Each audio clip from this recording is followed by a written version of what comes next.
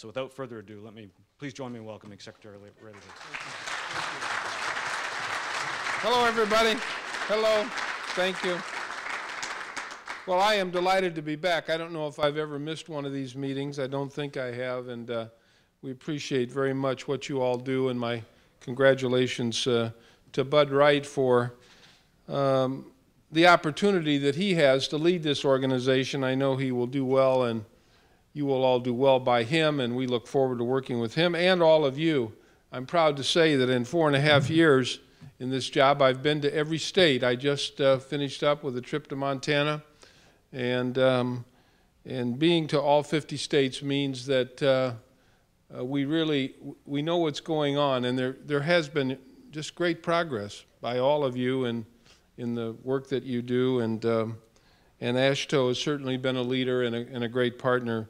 Before I begin my formal remarks, and I'll be happy to take questions once we finish with these remarks, I'd like for our team at DOT to stand and to be recognized. All of our DOT teams stand up, and these are the people that do the work day in and day out, the people that you work with, and thank you.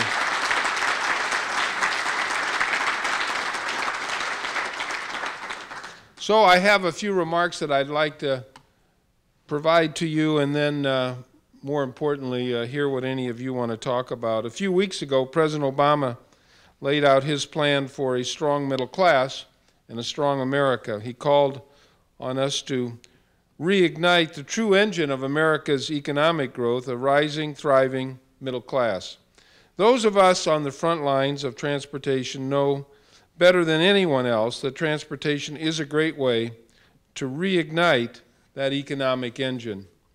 We only have to look at the last 4 years, and that's what I'd like to talk about for a minute. When I took this job, we had a lot of work ahead of us. Our nation faced the worst economic crisis in a generation, and our communities needed infrastructure investments that would create jobs and promote economic growth. From day one, President Obama and this administration made infrastructure investments a priority, and we at DOT have worked hard to build a transportation system that is reliable, efficient, and above all, safe. Within the first few months of taking office, the President signed into law the Recovery Act, which pulled our economy back from the brink and gave us a renewed focus on infrastructure not seen in generations. The Recovery Act funded critical infrastructure needs all over America, like the Create Freight Rail project in Chicago that we gave almost $100 million to, the 244 bridge in Tulsa, and the rebuilding of the Presidio Parkway in San Francisco, and there are many, many more. Between the Recovery Act and core infrastructure funds, we improved over 350,000 miles of U.S. roads, and we repaired or replaced 20,000 bridges. We can all be proud of that. Our investments have helped communities build or improve more than 6,000 miles of rail and 40 train stations nationwide, like Union Station in St. Paul and the Monaghan Station in New York. Under President Obama's leadership, we invested over $12 billion in high-speed rail, and you know how passionate I am about that. And we've helped to revitalize America's manufacturing by purchasing 260 passenger rail cars and 105 locomotives. We've improved inner-city transit, connecting people with jobs and schools and everywhere else they need to go by investing in more than 350 miles of new rail and bus rapid transit. And through our successful Tiger program that Polly Trottenberg, who's here, who's now our policy chief and has done a great job. She headed up the Tiger program. We had 4 iterations of Tiger, and we're very proud that we provided over $3 billion to fund 217 projects in all 50 states, helping to build innovative projects that are often difficult to fund through the traditional programs, but have made a great difference to communities. And people just came to us with creative, innovative ideas, and we funded them. And there wasn't a lot of bureaucracy. And we hope that there'll be a 5th iteration of Tiger, because it's just been a very successful program. We continue to move forward with NextGen, thanks to the passage of a FAA bill, which maximizes the benefit of GPS-based surveillance and navigation. And as a part of our effort to streamline airways, airplanes approaching the Washington, D.C. area started using satellite routes in August, saving 700,000 gallons of jet fuel per year. Think of what happens when we implement NextGen all over the country. And that's like taking 1,500 cars off the road of Metro DC each year. We've made record investments in our ports. We've invested in more ports than any administration in the history of the country. We're proud of that. We did it through the Tiger program. And we know that ports are a real economic engine for communities. And we've made record investments which provided more than $300 million in infrastructure redevelopment. These investments are ensuring a strong maritime connection that will help us reach President Obama's goal of doubling exports by 2015. Through it all, we put people to work. Across the country, we've seen how transportation investments have created jobs, promoted economic development, and helped us to compete in a global economy. In everything we do at DOT, safety remains our #1 priority. I say that every day, thousands of people got on airplanes, trains, buses, and in their cars, and the one thing they didn't think about was safety. That's what we think about every day. How to improve safety. How to improve to make sure that that there are good safety programs in every mode of transportation. Our National Highway Traffic Safety Administration, NHTSA, which has a number of dedicated people, continue to work hard every day to reduce highway deaths and injuries. And you've been a big help in all of that, and we thank you for that. In 2011, the nation saw the lowest rate of deaths on our nation's highways since 1949. And big credit goes to all of you who are out there in the states. When it comes to safety, we will continue to be vigilant, whether it's with our truck drivers, motorists, cyclists, or pedestrians. We will make sure that safety is the #1 priority. At DOT, we're proud of our work to save lives and reduce injuries. But we also know that our job is never done. We can always do better, and that's especially true when it comes to bicyclists and pedestrian safety. I'm going to meet with a group of cyclists. Their meeting is here in Washington next week. And we're going to continue to work with the cycling community on promoting bicycle and pedestrian safety through public education, such as encouraging bike riders to wear a helmet, and through improved infrastructure and more livable communities that make biking and walking opportunities as safe as they possibly can be. We need your help in this. And we know that people are cycling more and walking more, and that pedestrian and cycling safety has to be a priority. We must ensure that our streets, bridges, and highways are safe, whether we're in a car or on a bike. So I'm asking them for their help, but I'm asking you to be helpful also. I know that most of you want to build the 21st century infrastructure that your communities need to be competitive. The problem is we don't have modern-day roadway standards to help us bring these ideas to life. Today, I'm proud to tell you that DOT is looking to create a standard guide for how we will build modern streets that work for everyone who depend on them. As we begin work on this, we're going to look at the AASHTO Bike Guide and other similar types of assistance to help us build streets, bridges, and highways that keep all travelers as safe as possible. We're going to build from your ideas in order to highlight bicycle and pedestrian safety as a priority. And we're going to work with you as we create this critical safety resource. Businesses and travelers alike are looking to us to build modern infrastructure that not only meets their changing demands, but is safe as well. We must work together to meet this growing demand for bicycle and pedestrian infrastructure and to make these transportation options safe for all Americans. As well as you know, President Obama signed into law MAP 21, and I understand that Congressman Petri was here and perhaps talked a little bit about it. It was signed into law last summer, providing states and communities the welcome certainty of 2 years of steady funding to build roads, bridges, and transit. And look, it's no secret. 2 years was all the money they could find. And everybody wished it could be longer and more comprehensive. We certainly felt that way.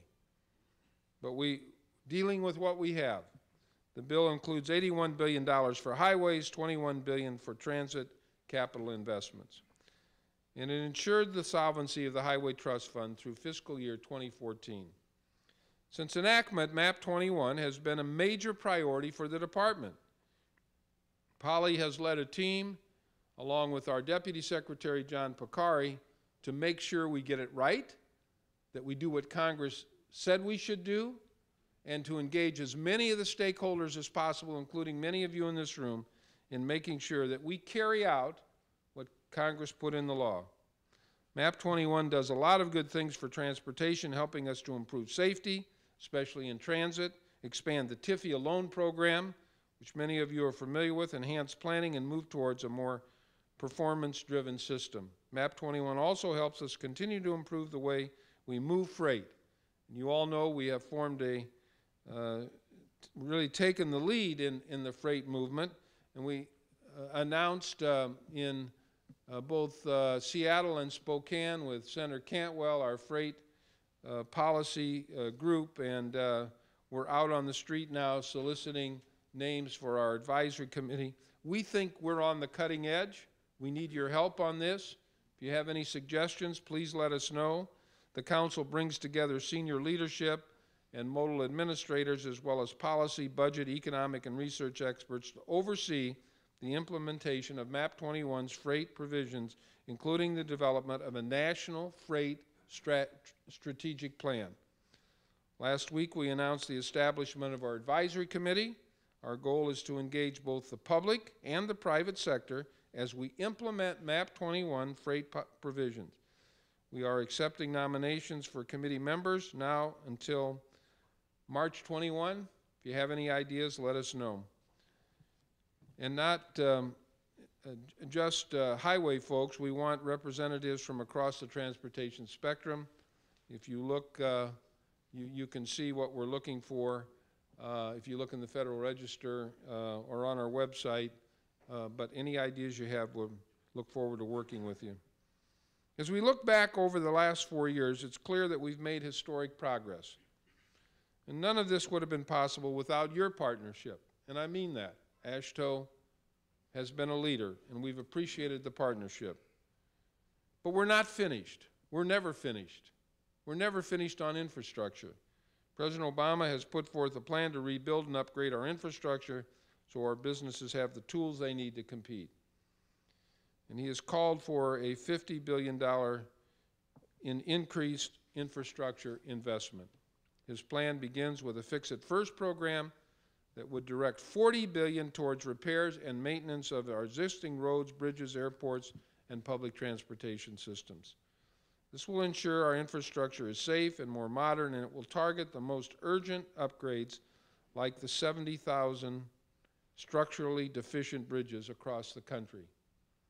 His plan also calls for Rebuild America, partnership that will attract private capital to build the infrastructure that businesses need most. This includes implementing the newly expanded TIFIA loan program. And finally, his plan calls for cutting red tape. We've already shown that we can cut the federal review and permitting timelines for important construction projects, and we'll continue to get projects up and running as quickly as we can. As we move ahead, we'll need people from across transportation at every level of government to come together and work together with us to reignite America's economic engine. Like generations before us, we must put aside our differences and give our kids and our grandkids a country that's better than the one we left. We inherited the interstate system, thanks to generations of people with foresight. What are we going to leave for the next generation? That's what you all need to be thinking about. And how are we going to do it? And how are we going to pay for it? These are the important questions that I hope AASHTO will consider. If I asked each of you at your tables to describe what are the things that your communities and your states need, and we collected those lists, the lists would be the same. Everybody in America knows what we need. Each of you knows what road needs to be rebuilt, what roads need to be in a state of good repair, what bridges need to be repaired, what needs to be constructed. With 50-year-old transit systems all over America, we know what needs to be done. That's not the question for America today, and that's not the question for AASHTO. The question is, how do we pay for it? Where do we get the resources? Where do we get the resources to get beyond a 2-year bill, to do a 5-year bill, to have $500 or $600 billion, to begin to do what previous generations have done? That's what the debate has to be about. And that's what I'm asking you to debate. Help us with this. And as you go up to Capitol Hill in the next day or so, even though you may not be impacted by sequester, your colleagues in other transportation venues are. And we're all in this together. And even though you may not be feeling a pinch or a cut or a reduction, there are a lot of other modes of transportation that are. And we need your help on this. Sequester is a dumb idea. It's a meat-axe approach. It will not work. It will not work in us reaching our goals to improve America's transportation. It just won't. So you can help us. If you want to quote me on that, it's fine with me. But look it. If we've been partners for these many, many years, and certainly for the last 4+ years since I've been in this job, we need your partnership now. Help us figure out long-term how to pay for all the transportation we need in America, and help us figure out how to get through the short-term mess that's been created by sequester. Not because you're going to be impacted, but because transportation, the whole transportation system, when one part of transportation is impacted, the whole system is impacted. Now, if we're all in this together, we need your help. Thank you very much.